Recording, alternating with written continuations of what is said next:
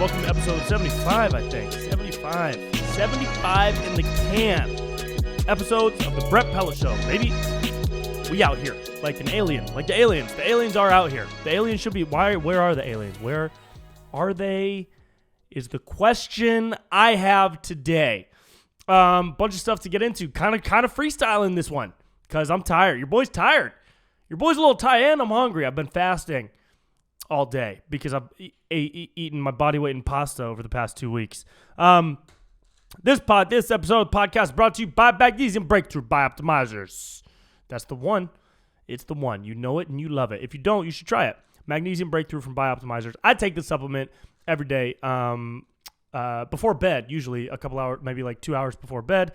I take 2. Sometimes I take 3 if it was a hard workout day and my body is aching for some magnesium. It really helps with muscle recovery and protein synthesis, and it also helps with it has some anti-inflammatory properties and other scientific things that you can look up and get 10% off at magnesiumbreakthrough.com/Brent Pella. Do that. Support the sponsors. They support the show. Bro, what's good, dude? How you guys doing? You good? I literally just walked in the door here in LA. I have been gone for 2 weeks. I've been out of my home for 2 weeks, which really makes paying rent here hurt a lot more than it usually does. Like, usually paying rent each month hurts when you live in LA. Like, it hurts, but it's more like a quick like jab of a knife that just kind of barely breaks the surface, and then you forget about it the next day.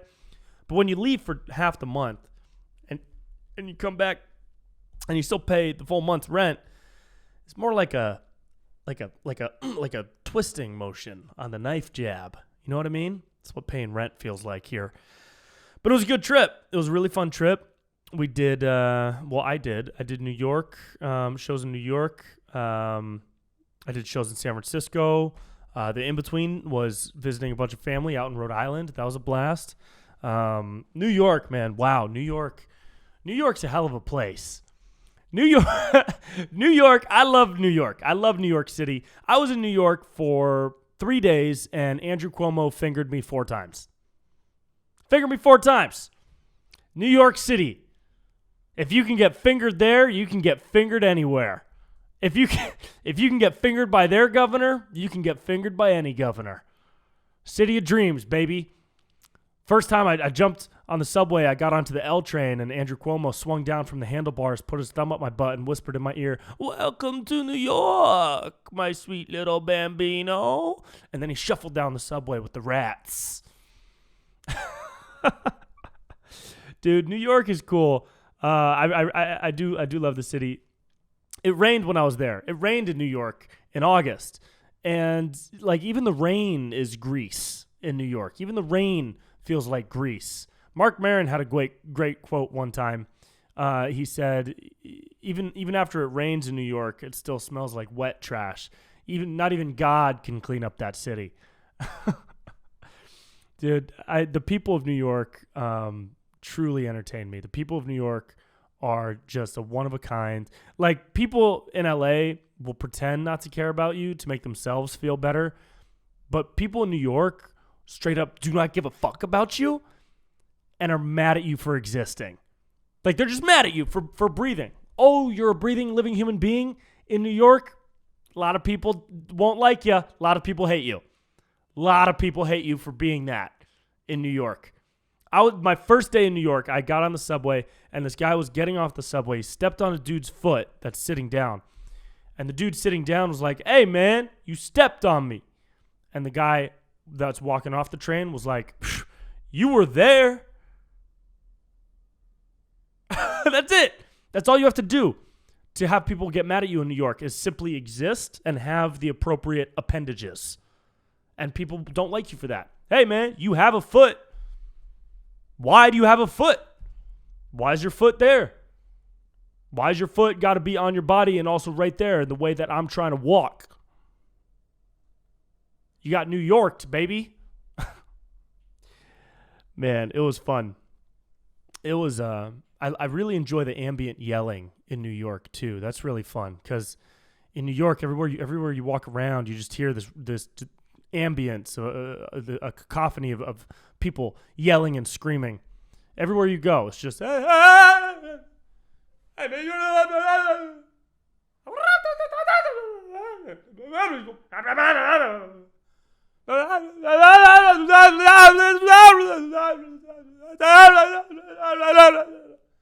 everywhere. That's New York. This is my impression of New York. This is my impression of New York City. Hey,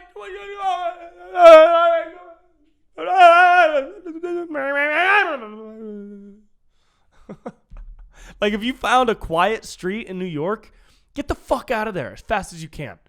That is not a safe place.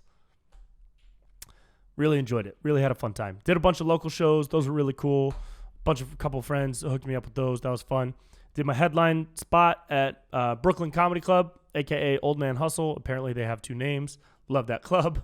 Really fun. I think we had like 40 people in the room on a rainy Sunday evening in Brooklyn. So that was a blast. Man, those headline spots are getting fun, dude. It's fun to see you guys out there, man. It's really cool to start doing these shows where my people come to party. You know what I mean?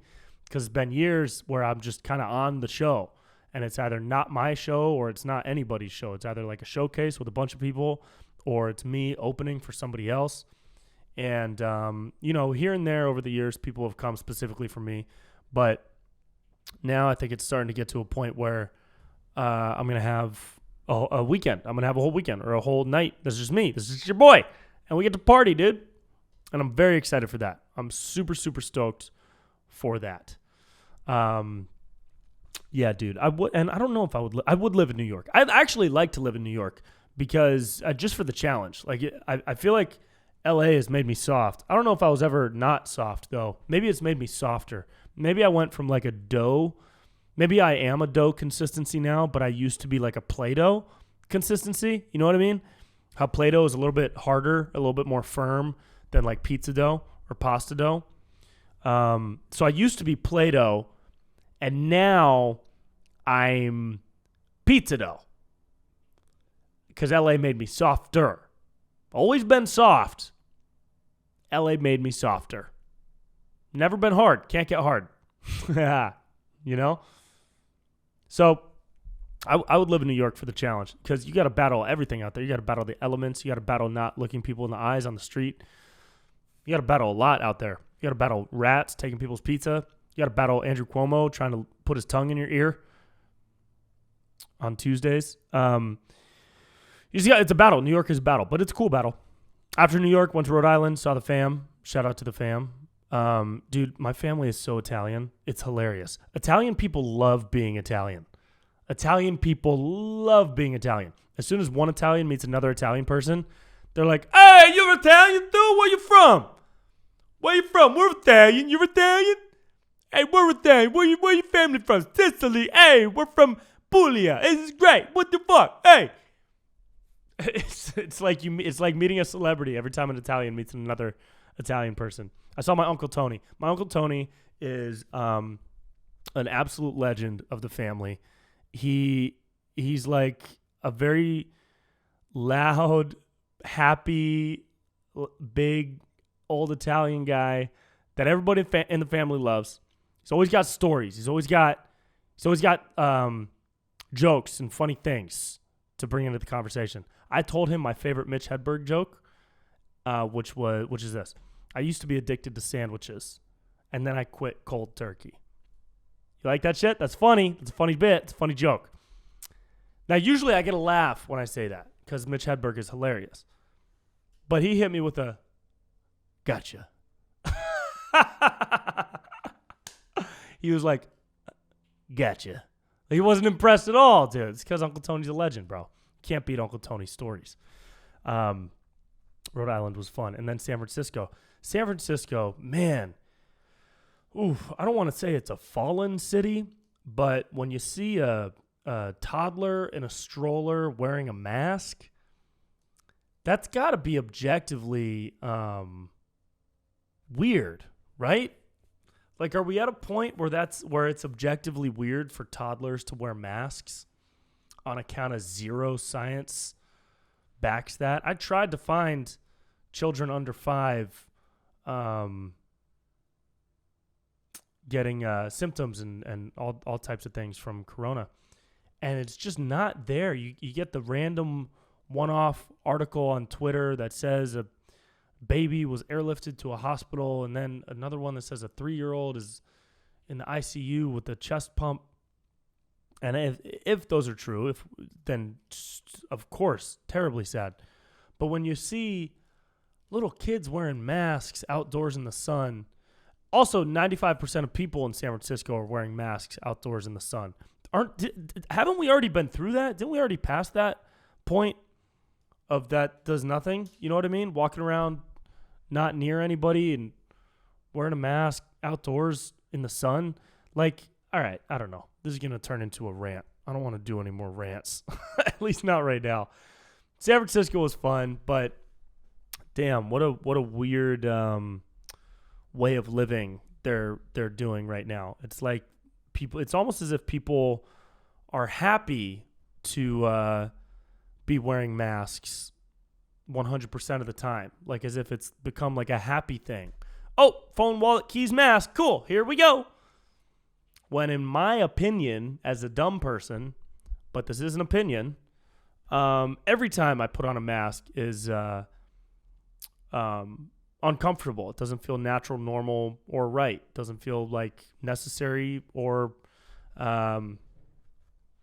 it just literally every. I can't tell you one time I've put on a mask and not thought, I don't like doing this. Hey, I put it on. You're not going to see me in any crazy viral videos yelling at people in Home Depot because they're trying to kick me out for not wearing one. You know what I mean? I'm not that. It's not my purpose. My purpose is not to go out and stand up for the rights of people to wear or not wear a mask. That is not my purpose in life. My purpose in life is a clown. I'm a clown. But it's just, I feel like a lot of people in places like San Francisco are just so ready to live the rest of their lives behind a mask. And it's just very strange. It's very strange to me. It's a very strange thing. How are you not a little bit uncomfortable with that? It's weird. The shows were fun. I opened for JP Sears at Cobb's Comedy Club. I will be back there on September 12th. That is a Sunday. And here's the deal, dude. San Francisco is rolling out their new you must show a vaccine card to get into a show at Cobb's Comedy Club. Now, I'm still going to do that show. The other option was to either cancel or postpone. The GM at Cobb's is fucking awesome. And I have so much love and respect for her. And Live Nation as a company is rad as well. However, I don't super disagree with anything that segregates society in the way a vaccine passport would. Because I've already shared that opinion about social responsibility versus individual responsibility. And that's just what my opinion is, dude. And opinions change. This just hasn't changed yet. Give it a lot of thought. Have a lot of conversations about it with a lot of different people. Just hasn't changed. Just hasn't. I'm open to changing it, but I haven't been persuaded. I feel like the time of social responsibility is outweighed now by individual responsibility, and we should all be individually responsible for our own decisions regarding health and being around people and healthy behaviors and practices. So I wish that it wasn't like that, and I know I feel like my audience is pretty mixed. I have a lot of people that maybe have and don't have the vax, because I feel like I'm starting to grow a spectrum of family that's enjoying my content. Okay, so if you are not able to come to a show, or if anybody doesn't end up coming to this San Francisco show because they're going to check your vax card at the door, I'll be back, dude. I'll be back. I'd say buy a ticket, because it might end up being the thing where they can still honor the tickets if they were bought before the mandate comes into play, which is August 20th, which is in 4 days. So buy the ticket, check it out, see if they'll honor it. And If they don't, you can get a refund. You know, they're not just going to keep your money. And I'll be back. I'll be back to do San Francisco again. I love San Francisco.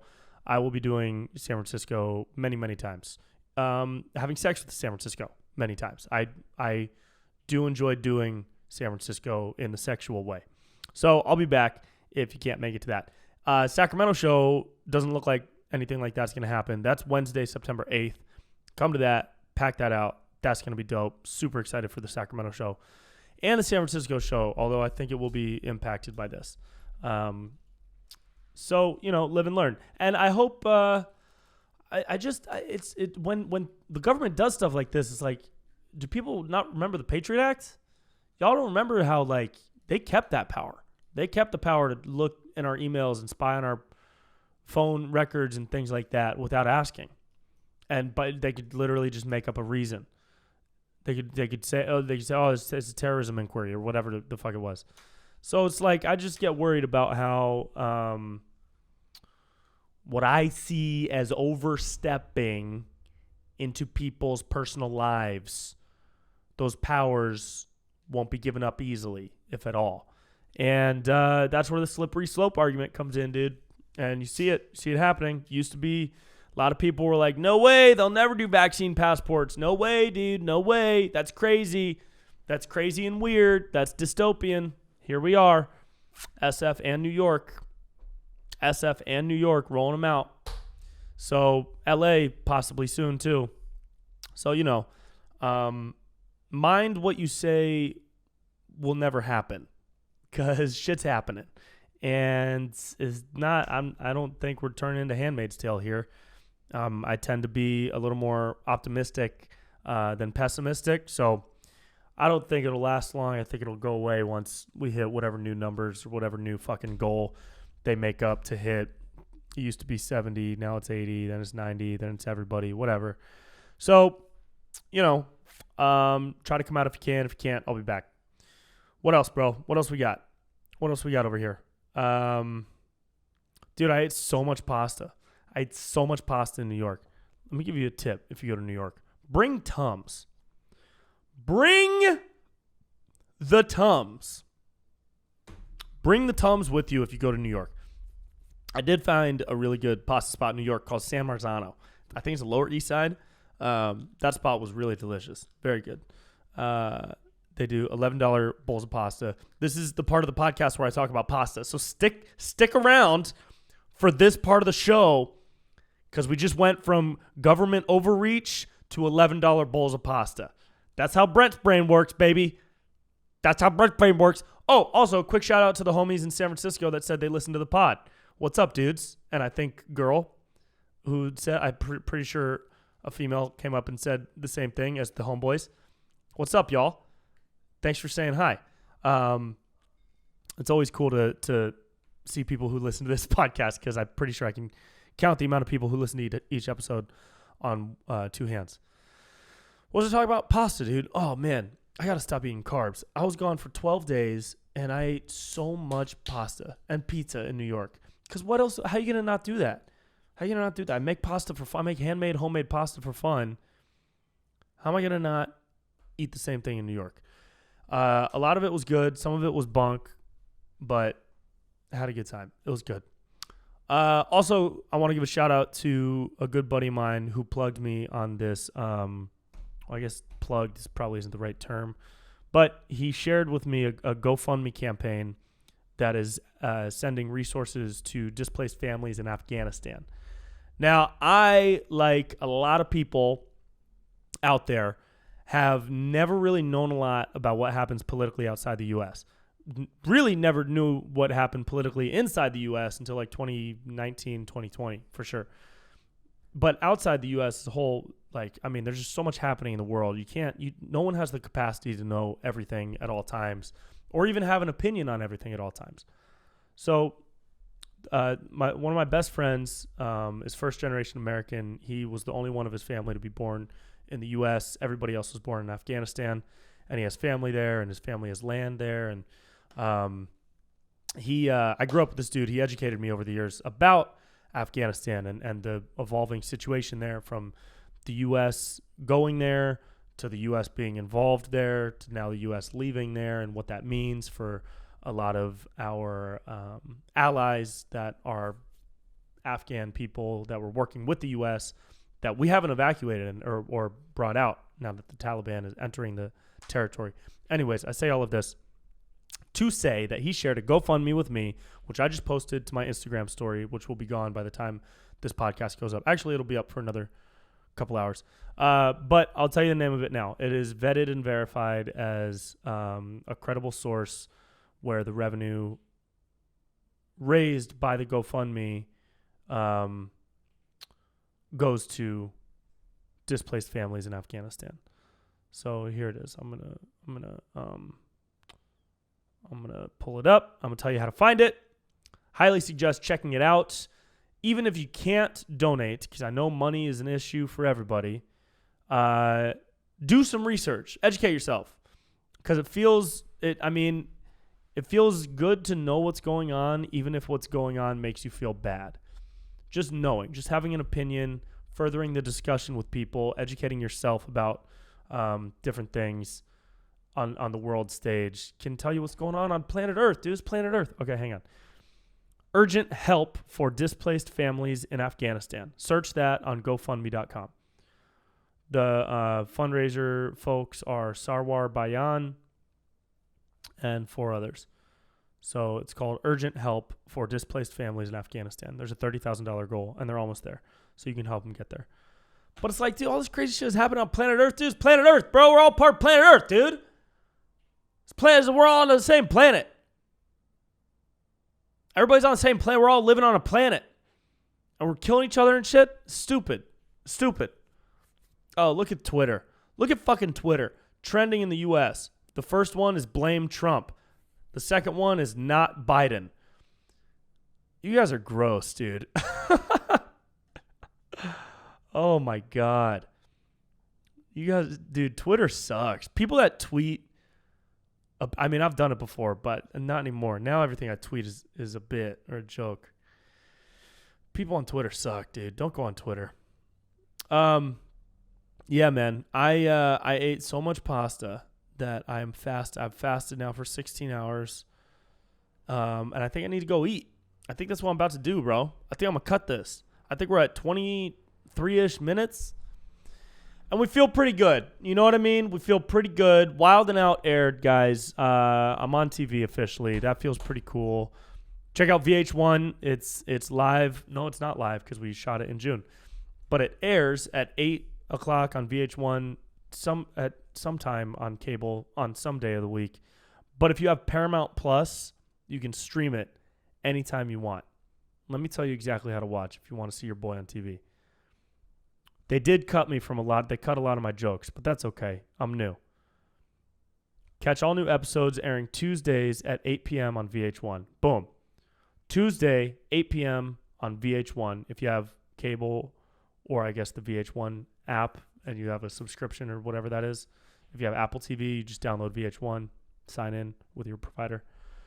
Or you can stream it anytime you want on Paramount Plus. 4 episodes have came out so far. I'm in 2 of the 4. I'm in 13 of 27 total. Or at least I shot 13 of 27. You know, they cut for time because they shoot like an hour worth of content for a 22-minute episode because commercial breaks fill up the other 8 minutes of the 30-minute slot. And, you know, you got to cut jokes. They got to keep in the OGs. The OGs got to have their jokes in there. So go check it out. I made it in, I had a couple lines and a couple of parody comedy rap songs in episode 3 and 4 with BRS Cash was one of the guests. And the other guest for the other episode was Moray, Morray. Who's done with the quicksand? Done with the quicksand. You know, that guy. I like that song. You know what song I don't like is that new Kid Laroi song with Justin Bieber. Who's Kid Laroi? Who's this guy and where'd he come from? Is this the newest dude that the pop kingdom is throwing at us? This motherfucker is 17. Charlton Jeffrey Howard. Kid Laroi. He's an Australian rapper, singer, and songwriter born in New South Wales. Friends with Juice WRLD. Did a tour with Juice WRLD in Australia. 17. This kid's 17. Good for you, bro. Good for you to be a millionaire at 17 years old. That's cool. I'm going to go take a really long nap after reading that. Guys, check out the new video today. It's called The Birds Outside Your Window Every Morning. Me and my buddy Blake Weber truly lost our minds on this one. And what happens at the end of the video is one of the craziest things that's ever happened to me while shooting a video. So, and I mean that, truthfully. So go watch that. It's on YouTube. It's on my Instagram. It's on Facebook. But watch it on YouTube so that I can make half a cent for the ad revenue per view. And Kid Leroy is making half a cent per microsecond, probably. So good for him. I feel fine about that. I feel fine about Kid Leroy being 17 years old and being active for 1 year. Hey, 2 years. 14 with a Dream was the name of his newest EP, his EP released 3 years ago. Cool, man. 14 with a Dream. I am older than that with a dream. So we can still support the dream by buying fucking magnesium. Dude, I'm so tired. Magnesium Breakthrough, .com/Brent Pella. Get 10% off. Support the sponsor. Go watch some videos and eat some pasta and treat yourself because you deserve it. It's been a hard year. It's going to only get harder from here because that's what happens on planet Earth, baby, until the aliens get here. All right. Love you guys. See you soon. Peace.